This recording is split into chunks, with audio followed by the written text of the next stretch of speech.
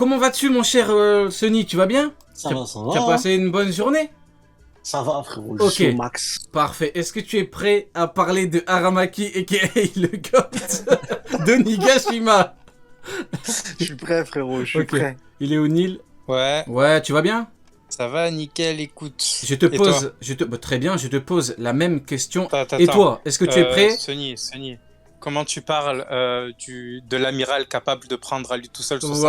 Voilà, Comment voilà, ça c'est ça qu'on aime. On entre directement dans le Sonny. vif du Non, sujet. Sonny, je suis pas d'accord. C'est quand même, Voilà. tu parles à quelqu'un qui Attendez. a le skin légendaire de Voilà. grand-mère Alors, feuillage dans 2 secondes. Pocahontas. Attends, 2 secondes. Moi, je vais l'appeler Mitroglou. L'amiral, maintenant, vous l'appelez comme vous voulez. Du moment que c'est pas des banwords, voilà, vous l'appelez comme vous voulez. Pour moi, c'est Mitroglou. Donc, Alors, Neil, juste avant, je te pose la juste avant question. de commencer, Vas-y. juste vraiment avant de commencer, j'aimerais Ouais. juste dire un truc. Tout ce qui s'est passé devait se passer. Voilà, let's go! Let's go! Tout, mes amis, tout ce qui s'est passé devait se passer, tout. Du coup, je te pose la même question avant de démarrer cette discussion exceptionnelle par rapport à Aramaki. Est-ce que tu es chaud pour parler de Mitroglou, aka le GOAT de Nigashima Nil? Ah, mais franchement, moi, il m'a régalé sur ce chapitre Ah, grâce à lui. Parfait. Bah écoutez, moi j'ai déjà obtenu mon avis sur l'amiral, sur le chapitre.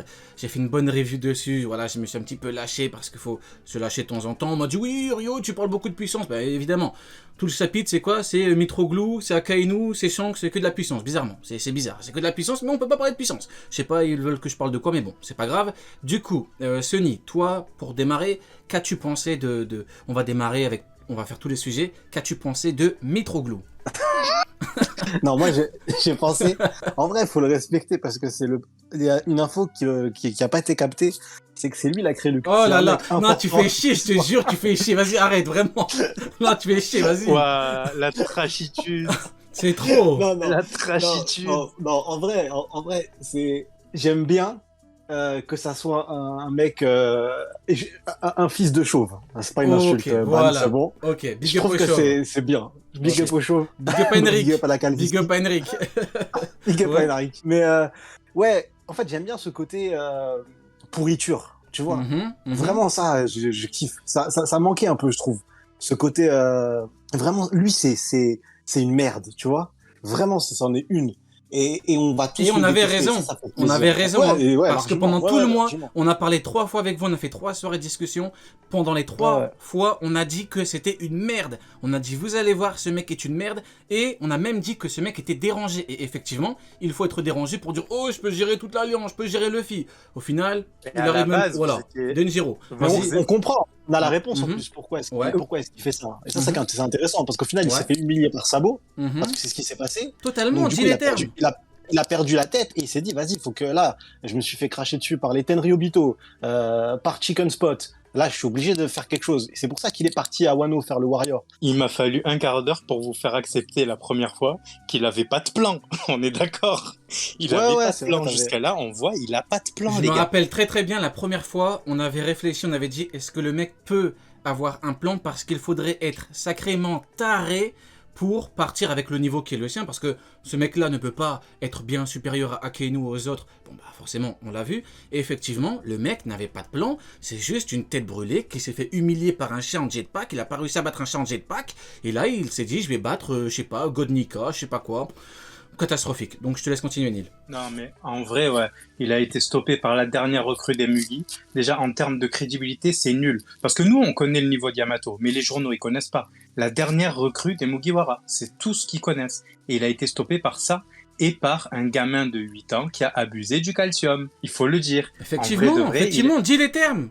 C'est la soirée des termes, on va dire les termes Non, sur mais cet enfoiré. c'est ça, parce que autant on sait que Momo a maintenant la résistance d'Oden, mais il n'a pas encore sa puissance. On l'a dit déjà la dernière fois, il n'a pas encore sa puissance, il est là pour se faire les dents. Et apparemment, il veut prendre comme punching ball un amiral directement. Donc bon, ça nous en dit long sur sur le niveau de la marine. Mais bon, si on en croit les pro-marines, même Belle-Mère est capable de battre Kaido parce qu'elle est dans la marine. Donc bon, si je suis cette logique, Arlong est au-dessus de Kaido, quoi. Et parce qu'elle a dit comme Sengoku qu'elle pouvait gérer Shiki toute seule. Ah On l'a oui, bien oui, vu. oui, Voilà. c'est vrai. Voilà. Exact. J'avais Belle-Mère, zappé ça, voilà. mais ouais. Donc du coup, en quelques mots, avant qu'on entre vraiment dans le vif du sujet, parce qu'on va parler de tout le chapitre en détail, point par point, ton avis pour démarrer, parce que voilà, j'ai vraiment envie de faire vraiment un point sur Ryukyu, vraiment sur ce qu'il est, comment il est introduit, etc. Le perso dans sa globalité. Donne-nous ton avis, sois cru si tu veux, mais sans utiliser des ban words. Vas-y, je vais essayer, je prends sur moi. Vas-y. Mais du coup, alors, pour moi, cet enfant de chauve, quand il est arrivé à Wano, je me suis dit, il y a deux possibilités. Soit, en fait, c'est un mec bien, et en fait, il a un plan dans sa tête, il est heureux, il va faire la fête, tu sais, en mode, les amiraux, ils ont des personnalités bizarres un peu, tu vois, donc tu peux se passer tout et n'importe quoi. Et soit c'était, comme l'avait dit du coup Neil, le mec, il a pas de plan, mais je trouvais ça incohérent. Je dis, mais il va faire une mission suicide. Mais en fait, on a eu la réponse de sa manière de faire, c'est que le mec, c'est un raciste en puissance. C'est un taureau, c'est un gros taureau complètement fou. Ouais. Il est déraisonné complètement, en fait, il raisonne absolument pas. Et là où j'en reviens sur la puissance, c'est qu'il a échoué. Et pourquoi est-ce qu'il fait pas partie des plus grands de ce monde? En fait, aussi, c'est super important de le souligner. C'est parce que j'ai écouté le débat juste avant. Et il y avait une question, c'était oui, mais les amiraux, ils ont pas pu se battre à fond parce qu'à cause de leur fruit du démon, ils auraient détruit Marie-Joie. Mais je suis désolé.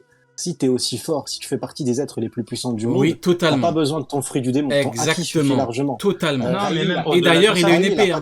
Et d'ailleurs, il a une épée. Au-delà de ça, sur Marie-Joie, on a quand même les personnalités les plus protégées au monde. Donc forcément, le plan d'évacuation, il a dû être très rapide. Et à ce moment-là, ils ont pu se battre comme ils voulaient. Totalement. Peut-être pas au début, mais sur la fin, ils ont pu. Oui. Et donc, même si c'est pour ça. Pour moi, je finis juste sur ça, mais pour moi, Akainu parle de ça quand il dit ne leur cherche pas d'excuses.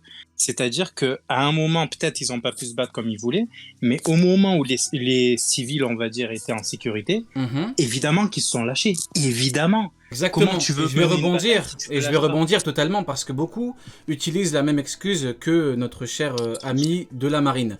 Alors qu'au final, je suis désolé, mais tu n'as pas besoin, si tu as le niveau de Kaido, son supposé niveau, tu n'as pas besoin de tout donner pour arrêter un chat en jetpack. Je suis désolé, mais pour arrêter ces trois mecs, pour arrêter Karasu, le corbeau et les autres, tu peux me dire maintenant, vous pouvez retourner vos vestes en disant maintenant oui, mais en fait ils sont trop forts, pendant toutes ces années on les a dénigrés et tout, mais maintenant ils sont trop forts, ils ont leur vraie prime, c'est plus d'1 milliard.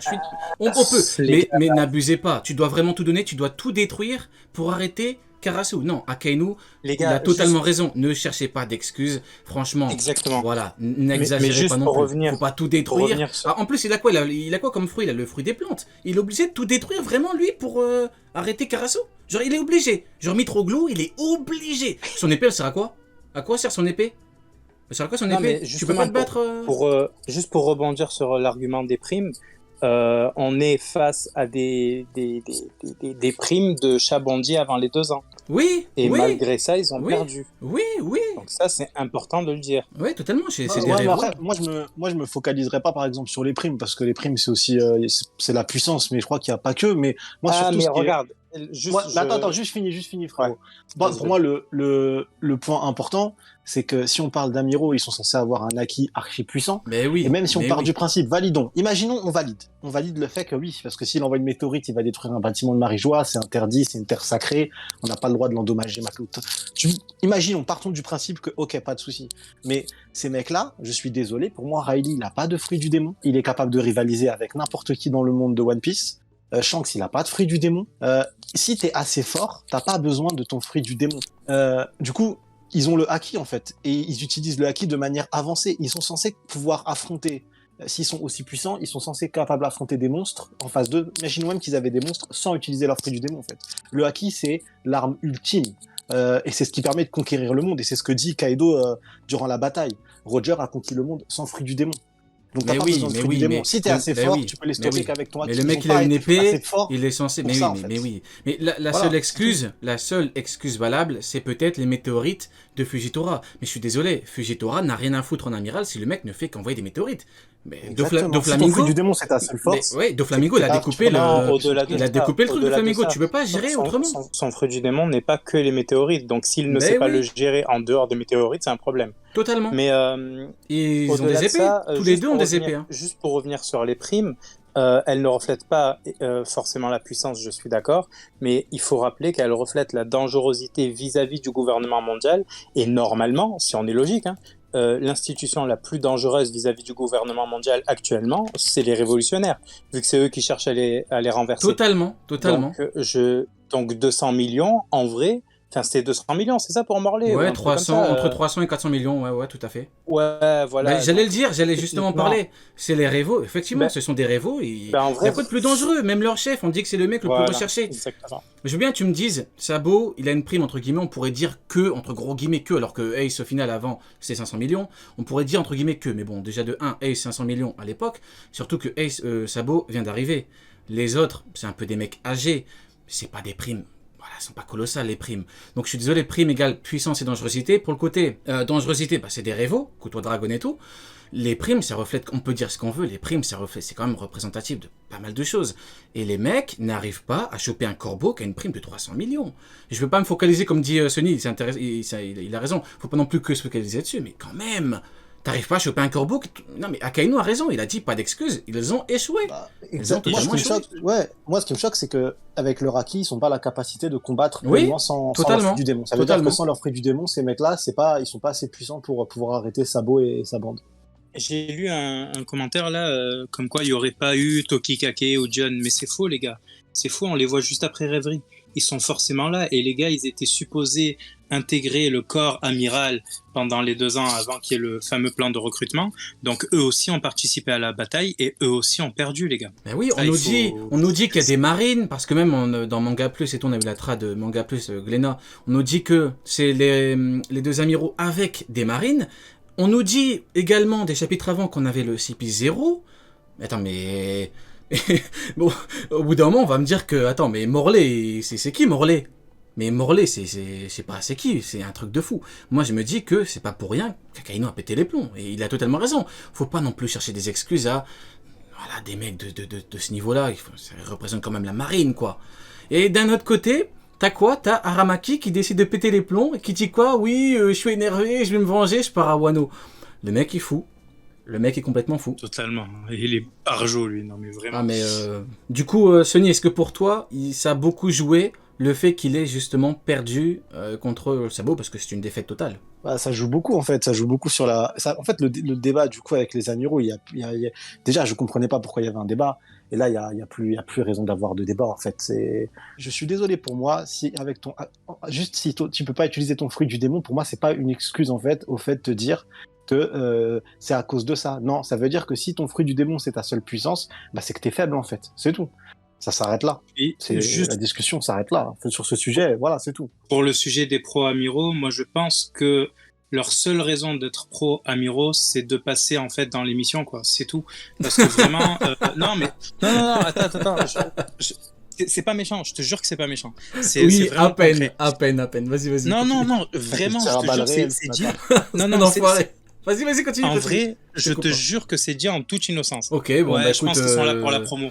Ils sont là pour la pub, ils sont pas là pour parler. Ok, tu as dit ça en toute innocence, mais ton innocence est un petit peu, ouais, voilà. Non, mais je le dis sans aucune méchanceté, juste en constatant les faits. C'est pas grave. Concluons un petit peu sur notre ami Aramaki parce que c'est le premier sujet. Voilà, on a bien parlé de lui. Moi, voilà, c'est un personnage que je trouve intéressant dans son côté fou. Voilà, parce que moi, en fait, je me dis, le personnage, il est bien. Mais je me dis à quel moment, on va me dire, je fais une fixette dessus, mais je suis désolé. À quel moment tu te dis que tu peux partir, sans plan, choper la tête de Luffy? Il a dit, Akainu va être content. Mais ça va bien, je suis fasciné. Les deux vont bien ensemble. Les deux vont vraiment bien ensemble. On a le chien fou de la marine et le taureau, en fait.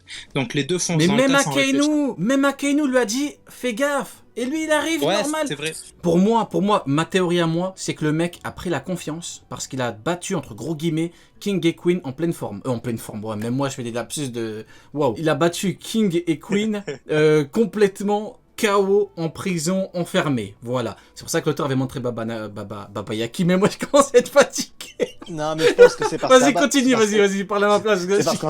C'est parce qu'en fait, à mon avis, il suit des comptes anglais. Et donc, en fait, il a cru qu'il était capable de le faire, tu vois. Il suit les power level anglais. Des mecs qui connaissent One Piece. Ouais, il a suivi Overrat. Je vais y aller, je vais les goumer, puisque si je vais niveau Unko, ils sont fatigués, ça va le faire. Le mec, il a regardé une théorie. Il a regardé une théorie avant de partir, il a dit, ah ouais, moi j'ai le niveau de Kaido, moi. Bah, je vais pouvoir y aller.